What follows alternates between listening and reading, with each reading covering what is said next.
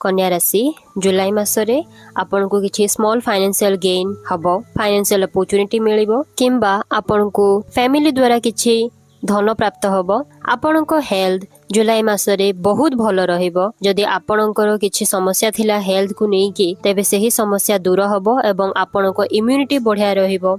आपण energetic feel करिवे, बहुत खुशी रे रहिबे, इमोशनली हैप्पी रहिबे, भल रहिबो। आपन को बहुत भल रहिबो आपन को स्वास्थ्य। एही मासरे जुलाई मासरे करियर रे आपन को बहुत अपॉर्चुनिटी मिलिबो, बहुत पाथ खोलिबो, जहा द्वारा आपन टिके कंफ्यूज हे जिवे जे आपन को पाथ को चूज करिवे बा को करियर को चूज करिवे। तो आपन को बहुत अपॉर्चुनिटी एही मासरे मिलिया को जाउची। परिवार सह संपर्क आपनकर भल रहिबो, प्रत्येक सदस्यंकर ध्यान रखिबे एवं आपण निज परिवार सह केउठी ट्रैवल मध्य करि परिबे। परिवार मध्य रे खुशी रहिबो।